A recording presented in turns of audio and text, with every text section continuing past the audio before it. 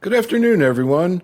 I'm Neil Love from Research to Practice, and welcome back to Year in Review. As today we talk about the management of myelofibrosis.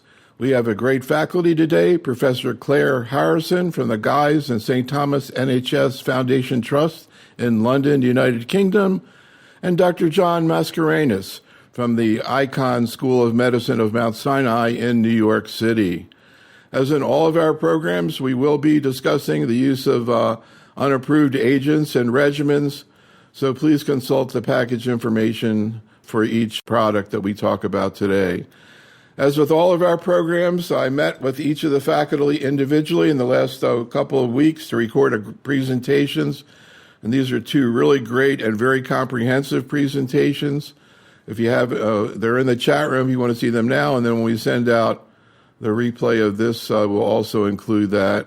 They could cover a lot of papers and presentations. Here are some of the papers, or the papers that Claire covered, and here are the others that John covered. So quite a few papers. We're not going to go back through all that, but I sat down after going through these product papers and tried to pick out what I thought was be the most interesting things to talk about. So we're going to start out talking about some new things I heard that were really fascinating, just to get started. And then we'll dive into treatment of myelofibrosis in 2025, particularly and specifically the use of JAK inhibitors, including ruxolitinib, of course. Then we'll talk about some exciting new agents that maybe are going to be coming up as being available in the not-too-distant future. BET inhibitors, navtemadlin, a really fascinating agent. We'll talk about selinexor, as we've talked about, and also elritercept. But I wanted to start out, myelofibrosis is always a challenge for me because there's amazing biology that you all really put out. And I just want to begin, before we get started, with just some general comments, particularly for people maybe new to oncology or don't know that much about myelofibrosis, relate the biology.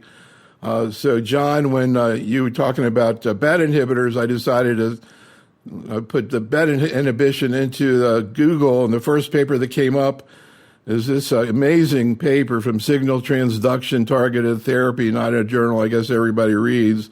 But I was just amazed at the amount of biology discussed in this paper and many other papers in myelofibrosis. I mean, most of this is, I don't know if the audience follows these kinds of graphics, but to me they're very challenging. But John, I just wanted to take a step back and kind of figure out where we are now, 10 years or a little bit more than that, since the COMFORT studies were presented and ruxolitinib came into practice, particularly in terms of our understanding of the biology of the disease. From what it seems like, from what I've heard, talking to you all over the years, is that these JAK inhibitors that we're using nowadays don't necessarily affect so much the underlying clone as they do the phenotype, the JAK-STAT pathway that gets, enhanced regardless of the mutational profile. Can you talk a little bit more about your understanding about the biology of myelofibrosis, how JAK inhibitors work, and what are some of the new ways that we're thinking about trying to attack this disease? Sure. So, first I'll start off by saying it's fantastic to have this program with you and to be joined by Claire to talk about this topic, which I think is really, blown up in the last 10 years in terms of the understanding and the application and the development of novel therapy. So when we first started out here, it was all about inhibiting JAK-STAT. Of course, ruxolitinib was the first one to come out and clearly had a very significant impact on the outcomes of patients, both in terms of spleen reduction and symptom improvement, but ultimately due to probably survival benefit, as Claire had alluded to earlier in our discussion, simply by making patients feel better eating and reversing cachexia, they'll live longer. So there's a clear benefit to a JAK inhibitor, and ruxolitinib really set the stage. And now we have, in the US at least, 4 JAK inhibitors that are approved. They all share the same thing. They inhibit JAK2, but there are some nuances, some off-target nuances that likely explain differences in toxicity profiles. So maybe some more GI toxicity with fedratinib and pacritinib, as it's a FLT3 inhibitor, but also some benefits that we see now with anemia that we don't really classically expect with ruxolitinib in terms of ACVR1 and hepcidin modulation with drugs like pacritinib and momelotinib. So it's a fascinating area because we're still dealing with JAK-STAT, which is fundamental to the disease process, but I don't think it's the only target of relevance. And although 4 JAK inhibitors exist, today we'll talk about a lot of different alternative strategies that exploit other vulnerabilities of these cells, whether it's epigenetic aspects of the disease, other signaling pathways, or, as we'll talk about today, the expression of aberrant proteins that allow for immunotherapeutic approaches. Claire, anything you want to add to that? And also the immune effects that we think we may be seeing with JAK inhibitors. We were talking before we got started here. I was really astonished when you told me about the incidence of second cancers or when patients with ruxolitinib you found. You can talk about some of the immune issues that come up with these agents. Sure. I mean, just thinking about ruxolitinib, I mean, it's almost 15 years since we reported the comfort studies and that agent was approved. And as always, we're learning more about efficacy of that drug. It gets used nowadays also for graft versus host disease. So that tells us that it's a powerful immune suppressing drug. Now, whether that's just because of its effects on JAK2 or also its other effects on JAK1, we really don't know, but it probably is a drug, as we know and learned to our cost and the cost of our patients in the pandemic, that it affects T cell function, dendritic cell function, etc. So over time, we saw a small signal in the comfort studies, and then over time, we're increasingly aware that these patients are at risk both of one, opportunistic infections. So common practice now would be to check patients for hepatitis B, C, HIV, think about tuberculosis, think about zoster prophylaxis. Right now, all our patients are getting inactive shingles vaccination, for example. That's something we wouldn't have done 15 years ago. But what we also see in these patients, and some of them have had a lot of treatment with hydroxycarbamide, which we know can increase the risk of skin cancer, but some of these patients are getting, quite significant problems with non-melanoma skin cancer. And I just want to say, we don't have any clear evidence that ruxolitinib increases the risks of other cancers. In fact, there are quite large data series suggesting it probably doesn't. But it's particularly the non-melanoma, so squamous and basal cell skin cancers. And a recent audit, this is what we were chatting about earlier, in the UK suggested that 42% of our patients treated with ruxolitinib were getting non-melanoma skin cancers. And some of these are really minor, but some of them can be very aggressive and treatment resistant. And then there's a problem for us in our day-to-day practice. Do we stop the JAK inhibitor and risk losing control of myelofibrosis, or do we carry on and try to manage what can be a very aggressive skin cancer? So I believe that this is probably a class effect. I think we would probably see it with all of the JAK inhibitors, but we do need to understand that a little more. John, you were saying something interesting too about that. You see this more with snowbirds who come from New York down to see me here in Miami and all of a sudden have a lot of sun exposure. What do you see clinically? Are these aggressive tumors, skin tumors? So they can be. There's always this concept of like the weekend warrior, the person who gets like the intense sun for short periods of time, and it's usually the sun-exposed surfaces. So we see a lot of actinic keratosis, and then it gets progressive to squamous cell carcinoma. I definitely reinforce, particularly to my older patients, my Caucasian patients, the ones that are getting a lot of sun exposure, to, well, everyone, but particularly those patients, to get dermatologic evaluations at least once a year, if not twice a year. And some of the cases can be quite aggressive, and then it leads to what Claire is saying, making a very important decision about continuing the JAK inhibitor or not continuing the JAK inhibitor. Truth be told, we don't really know. Like, if once you take a JAK inhibitor away, I don't know if that actually reduces the risk and the subsequent issues with skin cancer too. So I think it has to really be weighed on a case-by-case basis. But I've definitely been in a situation where we've switched, like in PV patients, for example, who were on ruxolitinib, we've switched to interferon, where I have less of that concern to try to control the disease. So it can be a real issue. So one of the best things about doing these year in review series is I get to talk to the faculty before they start presenting a bunch of cases. I go like, well, what's coming up in the future? And Claire really surprised me by telling me about a new antibody that she can't talk about, I guess, but she's used in 100 patients. All I can say, she has a very pleasing smile on her face, which is always a good sign, but it hasn't been presented. But I jokingly, Claire, referred to this as the new trastuzumab because this is only patients with calreticulin, and it is an antibody. And of course, breast cancer, trastuzumab is an antibody against HER2, which is only 20% of patients. This is a minority of myelofibrosis. I know we'll see with data hopefully going to be presenting very soon what happens with this. But Claire, anything you want to say about this fascinating idea and where you think it might be heading? Do you see this maybe coming into first-line therapy?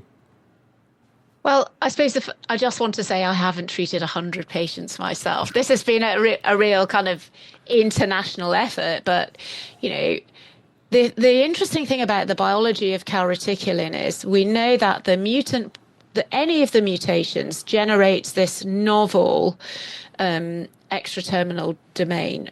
So, there's a novel feature of mutant calreticulin, regardless of which mutation. Number one, which can then be recognized by the immune system.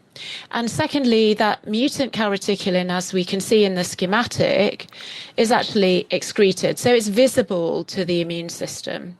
And then one of the ways that we think that it's exerting its effect is it binds to MPL, the thrombopoietin receptor, and then causes dimerization and signaling. So then if we used an antibody, we could then recognize cells that have mutant CALR bound to them.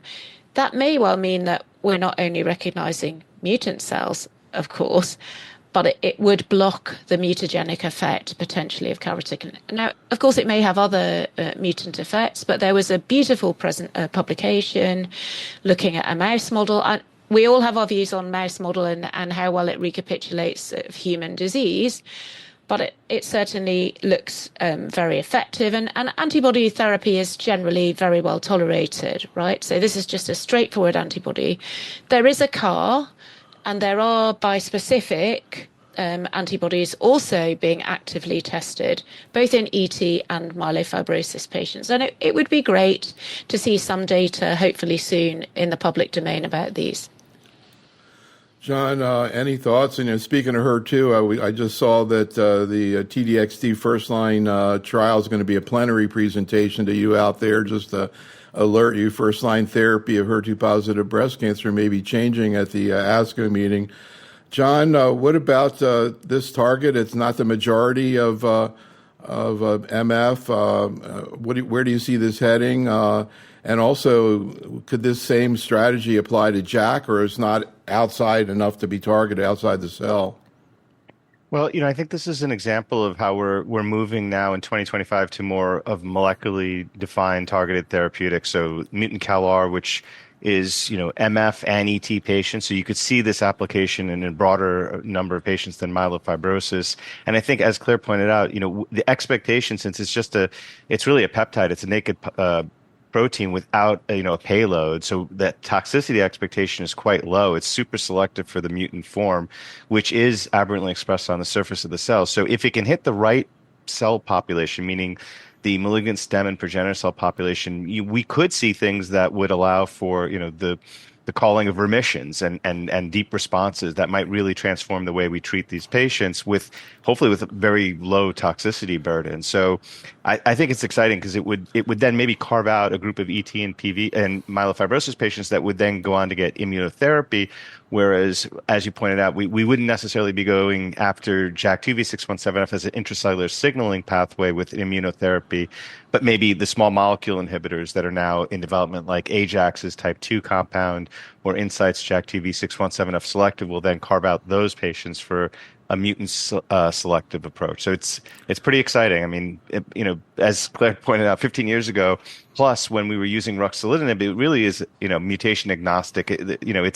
There's nothing specific to it in terms of dampening the malignant cell population, which is why you get myelosuppression and why you can't get really to doses that really target the stem cells. So this may allow us to do something that we really were not able to do or are not able to do with the current JAK inhibitors.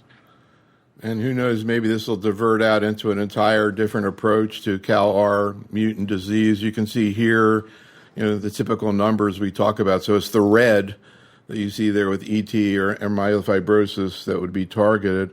So Claire, another thing that John told me about that completely shocked me, I never even heard of this, but it's something that's still got numbers, but basically Treg, allo Treg cell infusion, Claire. As far as I know, this is the only place, or maybe a couple other unusual situations where these are being used. Any thoughts about this strategy? It looks like maybe it has some activity, but just the whole idea of an allo Treg cells. Can you comment on that, Claire? Yeah, I loved this presentation, actually. It was made by Lucia Masarova from MD Anderson. And, this is kind of off-the-shelf immune therapy. And so what we increasingly understand about diseases like MDS, but also myelofibrosis, is that these are diseases where there is disordered inflammation. And that disordered inflammation is important in the manifestations of the disease, but also in terms probably of progression. So, inflammation then can lead to progression of clonal hematopoiesis. And so these are off-the-shelf therapies, relatively safe, and as Lucia showed, pretty well tolerated. Here you can see some reduction of TGF-beta levels, so reducing inflammation. And then you can also see in the coloured bars, patients were getting some spleen and symptom responses. Now, we could get into a discussion about how really meaningful and how biologically relevant we think spleen and symptoms as a kind of therapy target are, but the reality is these are the regulatory endpoints that we have right now in this disease. So I thought this was great, really interesting, very well tolerated, but how are we going to measure success for these patients and where it goes from here is really of interest, I think. John, you discussed this in your presentation. I don't know if anything you want to add, but also you mentioned these new JAK inhibitors, one INCB and a bunch of numbers, and looks like at least in vitro it has interesting activity. What's the difference? And then there's another one. These are all the slides that kind of went through there. You mentioned this A1111095. Can you talk a little bit about these new JAK inhibitors, and did they, sort of hit the clone more than just the JAK-STAT pathway? Is that the idea there, John? Yeah. So, I think just to add on to what Claire said about the Cellenkos Treg, super fascinating. A little early to draw total conclusions, but I think I think for the reasons that excited you, we haven't seen that in MF. So it's sort of exploiting the fact that there may be T cell regulatory dysfunction, and we may be able to overcome that with a off the shelf cord blood derived product is very cool. But then we go back to basics with these studies, which are really taking the concept of inhibiting the JAK-STAT pathway, but trying to do it more potently, because the current 4 JAK inhibitors are type 1 JAK inhibitors. They're ATP competitive inhibitors, whereas in the case of the Ajax compound, that's a type 2 inhibitor. It binds both the on and off version of JAK2. So it is more potently able to downregulate that signaling pathway, and particularly in modeling, it seems to do that in patients who have JAK2 inhibitor persistent signaling, which is a phenomena that might explain why JAK inhibitors can work for a period of time and then stop working because the pathway can learn workarounds. So it is possible that we may be able to overcome some of these deficiencies to hit the clone harder, to get deeper responses. It's the Insight compound is specifically targeting the mutant form of the protein, and essentially binding to it in a different and creating a conformation to allow it to become more of a wild type or normal protein activity. So it's trying to restore normalcy to that signaling pathway. That all that preclinical data really points to having a more profound effect. But as I think as Claire pointed out and is well understood, is that doesn't always translate perfectly into the human. We'll have to see with these ongoing phase 1s whether A, they're safe, we don't get too much myelosuppression, and B, they really do differentiate themselves from the current type 1 inhibitors and we get deeper, more meaningful responses. All right, well, let's jump back into Claire. Yeah, I just wanted to say, I think there's something about biology here as well, right? So although you showed the mutations that we see in these patients, increasingly we're using next generation sequencing, as colleagues will be aware, to look for other mutations. And so as we use these very mutation specific therapies, what we really need to also learn is what is it doing to the other clones? Are they clones also with a JAK2 mutation? So would they be targeted, or are they clones without? And for JAK2 disease, we certainly know that, at least half of the leukemias that these patients get are not JAK2 mutated, whereas a little bit the opposite is true for calreticulin. So we may end up using these therapies, but using them much earlier when the disease is more simple at a molecular level, I think. So a just kind of interesting point, I think, in terms of how we may use them if they're successful. Really interesting. We could have spent the entire webinar here talking about these new agents, but let's get back to what's happening today. And we're going to go through a bunch of papers that Claire went through, particularly related to the use of ruxolitinib, which, of course, now has been out there for a while. And I'm really curious. We're not going to go through the specifics of all these papers. You see that in the presentation, but more using these papers as a way to get into some general issues about how patients are managed, John, and also maybe, I know you see a lot of patients in second opinion that have been managed by other docs primarily. I'm curious maybe some of the misconceptions that are out there about that.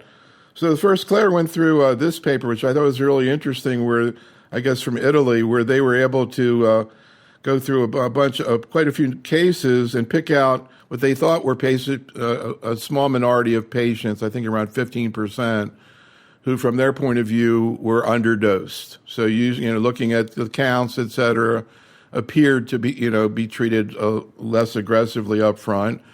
And those patients didn't do as well, and Claire can kind of go through that. But I wanted to use that, and you feel free to refer to the study, Claire. But in terms of what your thoughts are about the optimal dosing strategy up front with ruxolitinib, how you think that through, and maybe what are some of the, I'm not going to say errors, but things that people do, what people did in this study that maybe you wouldn't do. Yes, I thought this was a really interesting study, actually, and around a third of patients in this Italian study were actually dosed at a less than expected dose of ruxolitinib. And generally what they showed was that this was driven by patients having what we call in the field cytopenic myelofibrosis. So they had, anemia, thrombocytopenia. And what they showed was that these patients had good symptom control, their spleen response was slow, but really importantly, their survival trajectory was not as good. And so for me, the lesson was we're all a little bit tempted to avoid the jeopardy of, marked thrombocytopenia or marked anemia for our patients. And there are some frail patients where, this is a problem, but the starting dose of ruxolitinib does relate to platelet count, and generally these patients were underdosed on that basis. This is not the only piece of evidence that suggests that dosing of ruxolitinib optimum dosing is important. So recently, in the last 18 months, 2 years, we've seen a prognostic score called RR6, which basically relates to patients having a dose of ruxolitinib of 20 milligrams BD or less. And if they have a lower dose, they don't do as well. So, John, I'm going to ask you if you want to add to that, but also Claire reviewed a paper here looking at intermediate 1 risk patients with myelofibrosis, which wasn't, I guess, included in the original Comfort studies, where again they saw treatment benefit. And this leads into the question of when do you start ruxolitinib in a patient who's on myelofibrosis? And are there situations where you would start a patient who's asymptomatic, for example? So anything you want to add to what Claire said about dosing, and how do you decide when to start treatment, for example, in an asymptomatic patient? So, I think over the years we've come to the realization that, with ruxolitinib in particular, which led the field, that dose matters, that the depth of spleen response probably is a surrogate for better outcomes down the road, which is why a lot of investigation is trying to understand how are we actually using ruxolitinib in the real world, because I definitely would agree that there's probably significant underdosing. There are a number of studies from claims-based databases here in the U.S. That would suggest that two-thirds of the patients who are on Rux are on doses that weren't actually used in the comfort studies. So I think there's one principle is you have to believe or buy into the idea that the more you shrink the spleen, the better the outcome. Not necessarily because the spleen is smaller, but because it's probably the right now the best clinical biomarker we have for on-target JAK-STAT inhibition. So the harder you hit the pathway, probably the better the patient is going to ultimately do, with the caveats that you can get more myelosuppression. So that sometimes limits the ability, and that's why there are these cytopenic patients in which maybe the other JAK inhibitors are better suited for, whether it's pacritinib or momelotinib, so you can get the full doses in. So I think dose matters. Timing probably does matter. I think as a general rule, if you wait too late, you're going to get less benefit from the drug. I think the bigger or more important question is what you've posed here is when do you really start it? I think most people would agree at this point, you don't need to be intermediate 2 risk to start a JAK inhibitor. Intermediate 1 risk patients likely deserve it. I would even argue there are low risk patients that I see that should be on a JAK inhibitor. I think the question then becomes more complicated when you have maybe a lower risk patient who doesn't have significant splenomegaly and is asymptomatic at that point, maybe even with some cytopenias. That may not be the best patient to start a JAK inhibitor, because I think the goals of intervention there are not going to be as clear. But I'm pretty quick to start it. So if I see a patient, and I really ask a really good review of systems, and I just don't assume people are feeling well. Because sometimes patients don't realize it. If you're noticing that they're starting to develop some, night sweats, fatigue, bone pain, things that that they don't always readily report or under.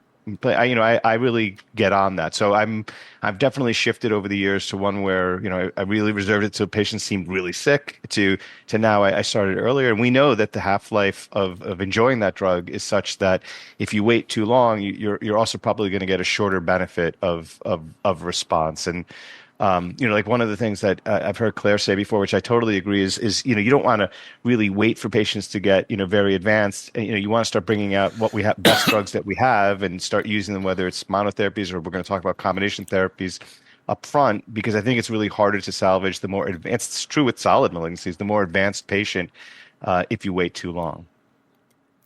So, Claire, any comments? You mentioned to me that you think in general people usually need to be treated within a year of diagnosis. Anything you want to add to what John said in terms of timing of therapy? Well, actually, we did show in an analysis of the comfort studies that those patients who were treated within 12 months of diagnosis generally did better. But that was in intermediate 2 and high risk patients. I just wanted to bring the perspective of another JAK2 mutated disease, PV, actually, where we have recently shown in the second line setting that ruxolitinib can improve event-free survival, and events being thrombosis, hemorrhage, transformation, death. And so, many of us view myeloproliferative diseases as being part of a spectrum. And truly, I think advanced PV is not that far off MF. So yes, I agree with John, I would treat earlier. And I think it's quite surprising you treat patients and then they I did have some symptoms actually, and they've gone away. So yeah, I would agree exactly with what John said. So another paper that Claire reviewed, really interesting. I love, kind of remind me of the St. Gallen Consensus Conference in Breast Cancer. I mean, there are many others where you try to gather investigators to put together a comprehensive view of how to manage patients and literally get very practical. This was an effort focusing on patients with myelofibrosis and cytopenias. They dealt with a lot of issues. I don't want to go through all the details, but again, that's in Claire's presentation, but more get both of your takes from a practical, concise point of view of some of the key issues that came up here. And one that they bring up here is defining when a patient has relapsed refractory disease to a JAK inhibitor, usually it's going to be ruxolitinib, or intolerant to JAK treatment. So Claire, for again, not necessarily all the details of what went through in this paper, but from your point of view, what are the key issues you look for in trying to define relapse or refractory disease? Well, I think the first thing is, where is the patient in terms of the parameter that you were treating in the first place? If they had, a 10 centimeter spleen, where is it now? If they had a symptom burden, where is it now? What dose of drug are they on? So sometimes you can overcome a growing spleen by optimizing dose. We've had quite a good discussion about optimizing dose. So oftentimes when I see a patient, I'm increasing the dose. But there's also the idea of intolerance, and it often comes together. But intolerance, as we were discussing in this consensus paper, really relates often to the issue of cytopenia, the need for new transfusions, which you can't overcome perhaps by adding an erythropoietin stimulating agent, thrombocytopenia, and then some of these issues that we were also talking about, skin cancer, opportunistic infections, those are all intolerant. So what we were trying to do was to pull together the things that you need to recognize in practice. But I would say recognize it, but also be sure that you've optimized the dose. So, John, anything you want to add to that? And in terms of, deciding, do you find that people maybe in practice are sort of giving up too early or too late? Well, I think what I notice frequently when I talk to physicians in the community, which have a much harder job than I do, where they have to understand and manage lots of different types of cancers, that their sense of of who's succeeding and who's failing could be quite broad and different depending on the physician and their viewpoints. So I do see often that patients will sit on low doses of ruxolitinib with significant splenomegaly, significant symptom burden, and are probably not garnering the full benefit of the drug, and then don't make a switch, either don't go up on the dose appropriately or don't make a switch to the next JAK inhibitor in a timely fashion. So that's, I think, probably pretty common, probably more common than not. And then sometimes the problem I'll see is that patients will get very high doses of Rux to start with, and then get significant cytopenias, and then end up, discontinuing probably prematurely without enough time to really enjoy the benefit of that drug. So I think, you've depending on the type of practice and the flow of the practice, it could absolutely influence the way physicians are appreciating that response, whether it's spleen or symptom, that then dictates whether they're getting enough Rux or on it long enough, and then of course making a difficult decision to move on if it's not working, because a lot of times patients will just linger on these drugs too long, and then it's very difficult to transition to the next JAK inhibitor or the next clinical trial. So Claire, another issue that was realized early on is when you stop ruxolitinib, you have to be concerned about withdrawal, and usually the drug needs to be tapered. Can you comment on how you do that? And also, do you need to taper if the patient's going to switch to another JAK inhibitor? For example, a patient who gets anemic and goes to momelotinib. Yeah, so that's another tricky thing in practice. So that one of the things I tell my patients if they're going on the JAK inhibitor is like, don't run out of tablets, please. And don't suddenly decide you're going to stop. And especially in the context of the pandemic, this was a really tricky thing. So switching JAK inhibitors, we certainly know for momelotinib that it is feasible to just switch straight from one drug to the other. There's no need to taper. We did that in the Simplify study. We just went straight from ruxolitinib to momelotinib, and indeed vice versa. So you can go straight from momelotinib to ruxolitinib. The situation with fedratinib is trickier, and John and I, we've discussed this quite a few times, right? And we often, at the beginning when that drug was available early on, we're having email interchanges going, well, what should you do? I mean, I think if the patient's on a low dose of fedratinib, a low dose of ruxolitinib, they're probably not so dependent on the drug, and you can probably just, taper off. I usually taper by 5 milligrams every 2 to 3 days. You're supposed to taper off and then start fedratinib. What I do increasingly in clinical practice is I overlap the two drugs for a couple of days. I'm interested, John, in what you do there. There are other ways of managing withdrawal as well, of course, by using steroids, but I think patient education is really critical in this setting. So, Yeah, John, I before agree you exactly. could you also comment? I'm really interested. There's a great practical point about telling patients not to run out of pills. Like, how long does it take before they start to have symptoms, John? Is So, it a couple days?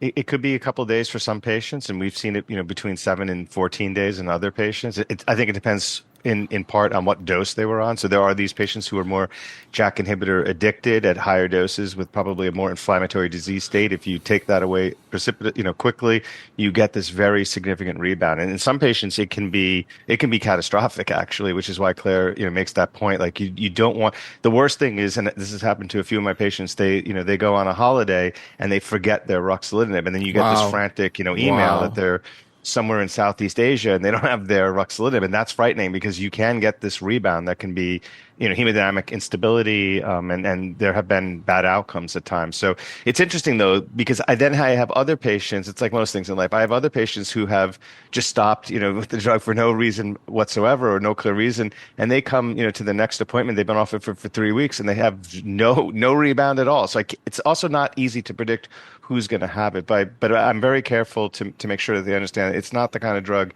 you want to stop cold turkey. You want to be, you want to be plugged into the medical system and have a plan. And then, as Claire pointed out, you want to have a taper strategy. You want to get down to at least 10 twice a day, if not 5 twice a day. Maybe overlap it depending on if you have the next JAK inhibitor is maybe one with a longer half-life. And then if I'm really worried about the patient, as Claire pointed out, I'll even give some pulse dose prednisone to just try to, again, blunt that cytokine rebound that can happen. So, Claire, in your talk, you spent a lot of time talking about one of the most common questions that we get from oncologists, which is anemia in the patient. This is dealt with also in this consensus paper that we were talking about that I really recommend people to check out, but a number of other papers related to momelotinib and anemia in general, the simplified studies that we're going to, I refer you to Claire's talk on the details. And interestingly enough, as we were talking about it, one of our champion chat room docs, K.S. Kumar, he's here in Florida, from the Florida Cancer Specialist, says in the chat room, I have a 50-year-old patient with a big spleen that was increasing in size, normal CBC, waited for a while, but then started Rux due to increasing spleen. Good response, but now the hemoglobin is 8.5. So maybe that's a good place to start in general. And also the patient who starts out anemic, Claire, how do you decide whether you go with Rux or momelotinib? So any comments on those two scenarios? Well, I mean, great to have the choice, right? So now we do have the choice of these two drugs for our patients. I mean, I think the consensus paper, and John was a key contributor to that paper as well. We did take some pains to point out, I've been caught out before by a patient who's had bleeding varices, and I've assumed the anemia was due to disease or JAK inhibitors. So I'm a bit of a stickler for checking all the common things aren't occurring for your patient that's got a hemoglobin now of 85. And we know the dynamics of hemoglobin. It tends to fall in the first 20 weeks and then come back up a bit. So I think it's really about how bad the anemia is, how big the spleen is, how big the symptom burden is, because momelotinib was certainly, non-inferior for spleen response, but perhaps a little bit less effective for symptoms. Definitely more effective in terms of anemia. For this patient that's been mentioned by our colleague in the chat, there are other options here as well, which there were some papers that we were discussing.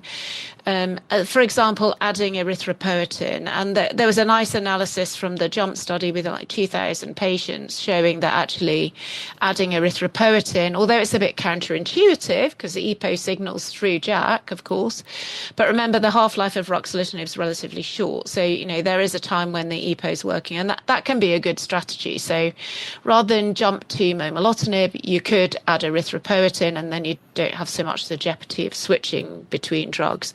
There are different toxicities of the drugs as well. So momelotinib does have some first dose hypotension, a little bit more GI intolerance, some liver function abnormalities, and some neuropathy linked to it. No reason to think it's any different in terms of immune suppression. So I think it's really about, if I've got a transfusion dependent patient, I would probably go with momelotinib. If their platelet counts sub 50, I would go with momelotinib. If they're a bit in the middle, it's kind of a toss-up, and it might depend how symptomatic they are and how big the spleen is. But there's the option to flip between the drugs. John, I don't know what you're doing in practice on that.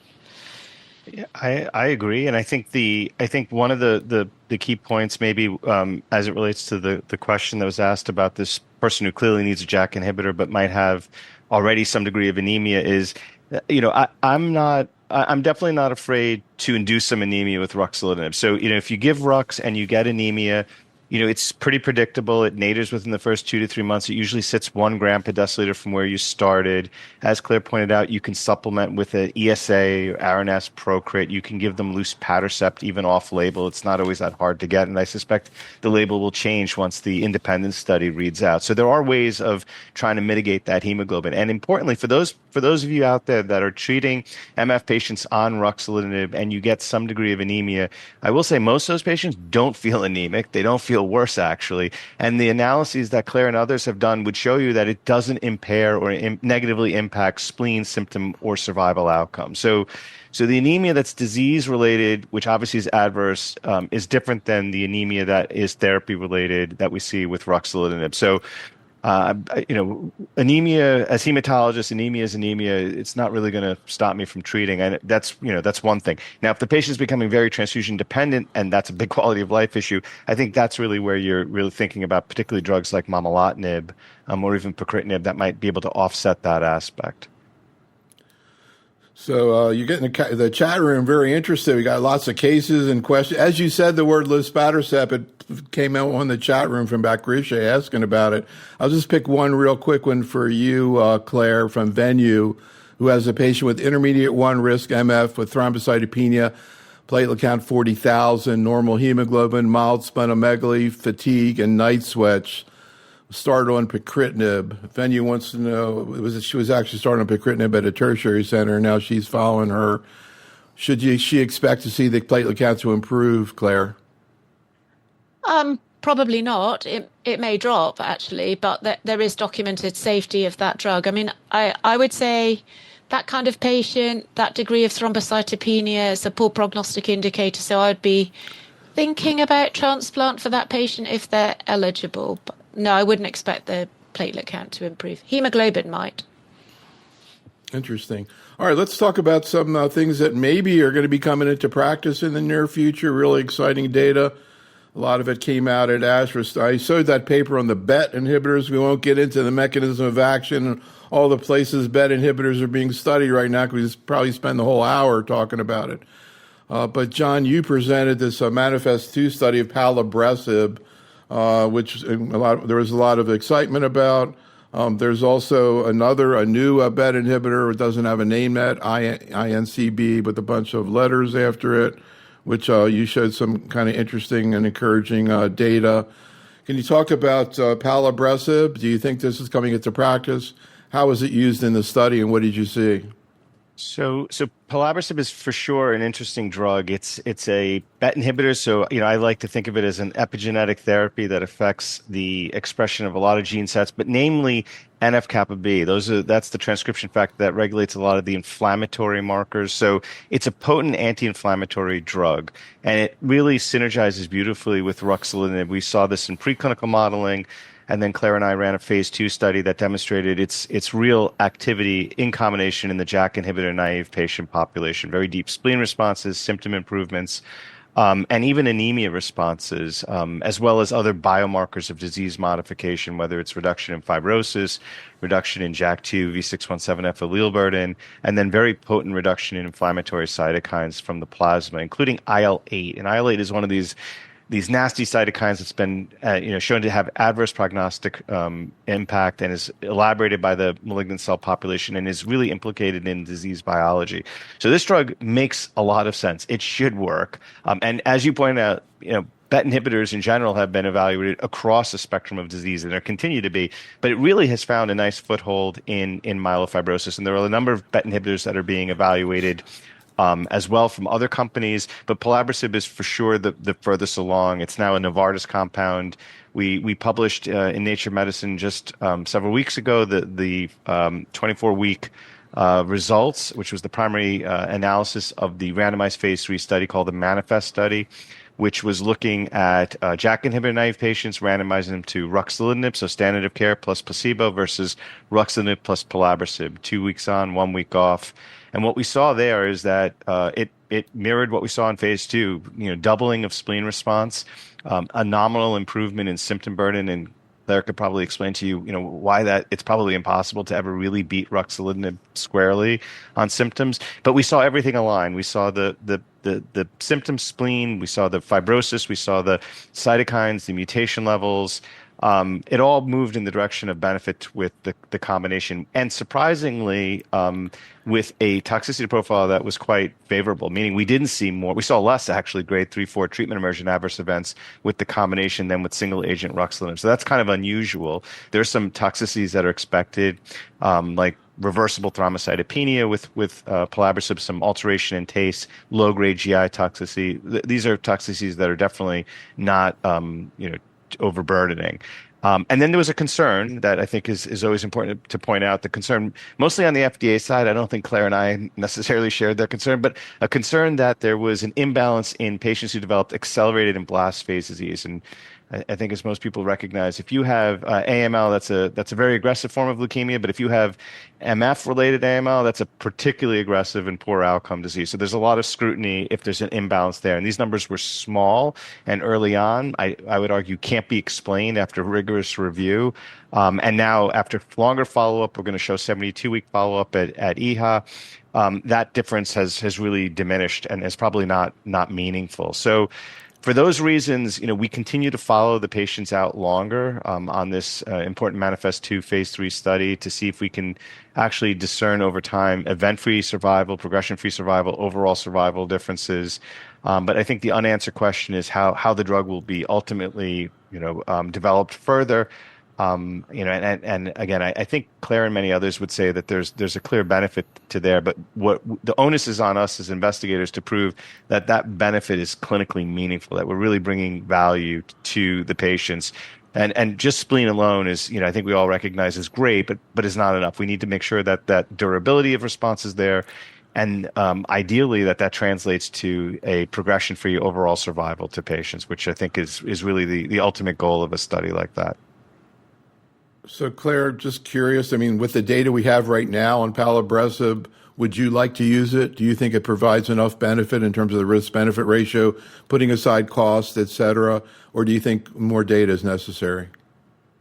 Well, I think do look out for the 72-week data at EHA. It's been presented as an oral. Alessandro Vanucci will be speaking to it. I think the biological benefits that we're seeing that John spoke to are very strong. And what the updated data, even the 48-week data, suggests is, actually, we did see a small excess of leukemia, but actually, if, as you said, John, I think, if the figures were reversed and we saw that amount of leukemia in the control arm and the amount that we saw in the control arm for pelabresib, we would never say pelabresib is suppressing leukemia. So, I think, it is a concern. We do need to see longer data, but, I have patients that have been treated with pelabresib for a long time that are still on the study, who are getting hemoglobin benefits, and we have been treating patients with ET with this drug. So my belief is it's a safe drug. My belief is it's very effective. Spleen and symptoms benefit for patients is still double, beyond 24 weeks, which I think is a meaningful benefit. And boy, we need new therapies for this disease. So, yeah, I think it's exciting. So to be continued. It wouldn't surprise me if we wake up one day and it's approved and we're going to have to figure out how to use it. John, you also talked about imetelstat. I'm curious, there was some data, or this was presented at the ASH meeting, and you talked about the data looking combining imetelstat with ruxolitinib. Also, a trial comparing it to best available therapy. Can you talk a little bit about what a metelstat is, what we've learned about it over the last recently, and where you think it's heading? So imetelstat is a telomerase inhibitor. It's an infusional agent. It's now approved, as many viewers will appreciate, in transfusion-dependent lower-risk MDS here in the U.S. for anemia responses. And in MF, we have phase 2 data demonstrating what looks to be a survival benefit in the relapse refractory setting. So JAK inhibitor failures, median survival is estimated somewhere between 1 to 1.5 years. And in the randomized phase 2 prospective study, we saw a overall survival at the 9.4 milligram per kilogram IV every 3-week dose of nearly 30 months. So we saw a significant improvement, almost tripling of survival than what you would expect from historical controls. I think that's where the excitement got kicked off for evaluating this drug as a single agent in the relapse refractory setting in a randomized phase 3 study with overall survival as the primary endpoint, which is, as you can garner from this discussion today, not usually what we're looking at. It's always spleen and symptom, which are aspects of the disease. But this is the first study I'm aware of that's going for a regulatory endpoint of survival in MF, which is limited when you fail a JAK inhibitor. So I think that study is still going to read out at some point. We're anxious to see what that shows us, if it proves the point. And then, like most things, if things are looking good and we think that there's a role in the latter stages of disease, we try to bring it up earlier and not wait. So we conducted a phase 1b of adding imetelstat to ruxolitinib, and this actually has rationale that comes from preclinical modeling done with human CD34 myelofibrosis cells from the Ron Hoffman lab here, particularly demonstrating that sequencing these drugs seems to potentiate the effect. And blocking telomerase will essentially speed up the demise of stem and progenitor cells that are driving this disease. So it's really an anticlonal stem cell directed therapy that exploits the overexpression of this enzyme telomerase that's particular to these malignant cell populations that allow cells to continue to survive and continue to live. And the phase 1 data was surprising because I thought there'd be a lot more myelosuppression. I did not think it would be tolerable, actually, in combination with ruxolitinib in patients who were already on a stable dose of Rux and had a suboptimal response. But yet we were able to add the drug and give it every 4 weeks, and we saw no grade 3/4 thrombocytopenia, which was very surprising, and happily surprising. And in general, it was a very well-tolerated drug without a DLT. So we got up to 9.4 milligrams per kilogram, and we have some early data showing that we're seeing some spleen responses, symptom responses, and we are looking forward to presenting the data as an oral at ASCO of the updated clinical follow-up come June. So it's still in development, and we're trying to figure out what is the best place to position a drug that's IV, that does have some myelosuppression associated with it, but might be anticlonal and may improve survival. So, Claire, any comments? And also, what's the median survival of a patient who has, progression on ruxolitinib? Yes, I mean, generally the patient who's progressing on ruxolitinib, well, certainly in the past, had a poor survival, especially if they were thrombocytopenic or they had clonal progression. And, I think if you think a patient's progressing, we didn't touch on it earlier, but, looking in particular for RAS or Sybil mutations, so for those patients, boy, they don't do well. And thrombocytopenic patients, again, don't do well. I mean, I was super happy to see this study from you, actually, John, because, right now we're trying to enroll this monotherapy second-line study against a control arm without JAK inhibitors. So, and we know it's really hard to enroll the patients, but yet biologically, this is interesting. And I do think JAK inhibitors will remain the backbone of therapy. So I'm super excited to see where this goes. And I wonder if it should be an upfront, but it's the delivery as an intravenous, as you say, which is perhaps a barrier and a disincentive for patients. All right, let's talk about one of the most exciting presentations on ASH, looking at navtemadlin, John, the Boreas study. Can you talk about that? Sure. So this is a drug. This is oral. This is a drug that's an MDM2 inhibitor. So what it does is it upregulates p53, which is, of course, the master regulator of cell fate and induces both cell senescence and apoptosis. Tons of preclinical data that demonstrate it's rational. MDM2 is upregulated due to JAK-STAT signaling, and this compound kills CD34 cells, and that's what we're trying to do, is try to eliminate or at least deplete the malignant pool of cells that gives rise to this disease. And in this study, we were again looking at this very advanced patient population who had failed JAK inhibitor. As Claire pointed out, poor survival, limited options, and patients were randomized either to this drug navtemadlin or BAT. And you can see in these two waterfall plots that there was a greater degree of spleen reduction in a greater proportion of patients with navtemadlin, so doubling of spleen reduction. And it was, well tolerated from a cytopenic perspective. We didn't get a lot of myelosuppression, so you preserved both hemoglobin and platelet count over the course of the study. But as a class effect with MDM2 inhibitors, we saw this with idesinautlin and with siramadlin and other drugs, that there's some GI toxicity that's somewhat expected, and that's probably its biggest liability. And we've learned over the years you have to prophylax these patients. You can't just let them go into this drug, which is dosed intermittently. We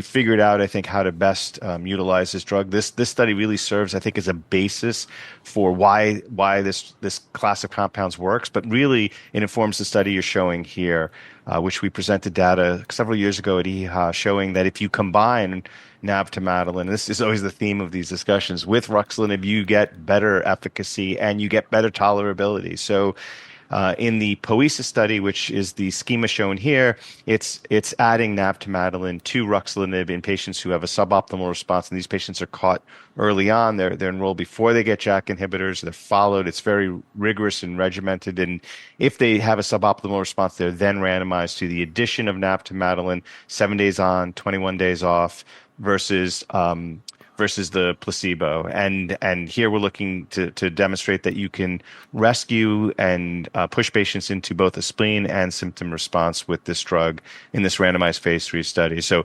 activity as a single agent in the relapse refractory setting, probably even better tolerated and more effective in the add-on strategy.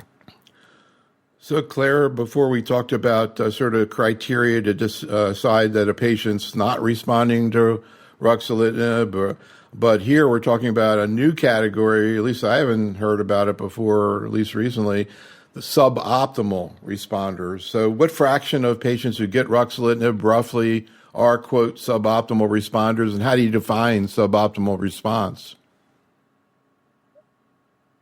Well, what we know is a target is a 35% reduction in spleen response and a 50% reduction in total symptom score. Those are the endpoints in clinical trials.